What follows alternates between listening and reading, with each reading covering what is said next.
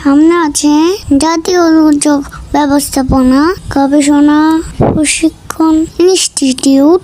এত সুন্দর একটা জায়গার রাস্তা দেখে আমি তো পুরোই অবাক, আমার মাথা ঘুরছে। ততক্ষণ আমি নিচেও দুর্যোগের কবলে পড়ে পানির ভিতরে হোন্ডা পিছলে আমি নিজে অ্যাক্সিডেন্ট করে বসে আছি। তারপরে আমার ইচ্ছে হলো আমি ঘুরবো ঘাড়বো সব দেখবো, তাই তো আমি চলে আসলাম ভাইয়াদের সাথে। ততক্ষণে আমার মনটা ভীষণ খারাপ, কারণ আমি তো ব্যথা পেয়েছি।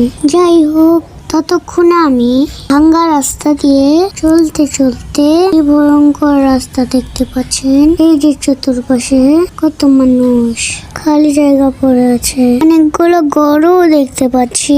এগুলো দেখতে দেখতে আর আপনাদেরকে দেখাতে দেখাতে অবশেষে আমি রিক্সাটাকে বিদায় করে দিলাম। যেহেতু অ্যাক্সিডেন্ট করেছি তাই তো আমি হোন্ডাতে উঠি নাই, আমি রিক্সায় করে চলে এসেছি। আর একটু পরে আমি একটা রংধনু দেখেছি, তারপর আমি সেই জায়গাটাতে নেমেছি। আমি রংধনু উপভোগ করেছি। আর আমার মন ভালো করার জন্য ভাইয়ারা আমাকে বিভিন্নভাবে ইমপ্রেস করছে, আমাকে নৌকা চড়াচ্ছে। এই যে দেখতে পাচ্ছেন আমার 4টা ভাই নিয়ে আমি উঠে গেলাম নৌকার ভিতরে। ওই যে দেখেন কত সুন্দর একটা দৃশ্য, মনোরম পরিবেশ। আর এটা কিন্তু এখানে ঘুরতে আসলে দেখতে পাবেন। আমার মতন অনেক মানুষ হয়েছে, এই যে ভিডিওতে দেখতে পাচ্ছেন অনেক মানুষ। কিন্তু আমার তো মনটা খারাপ, আমি বেশি ঘুরতে পারিনি কারণ আমি বাসায় চলে এসেছি।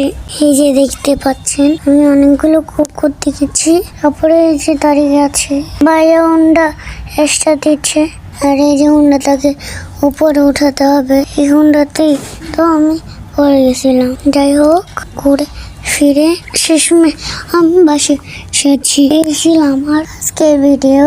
ভালো থাকবেন সবাই, সুস্থ থাকবেন। আল্লাহ হাফিজ।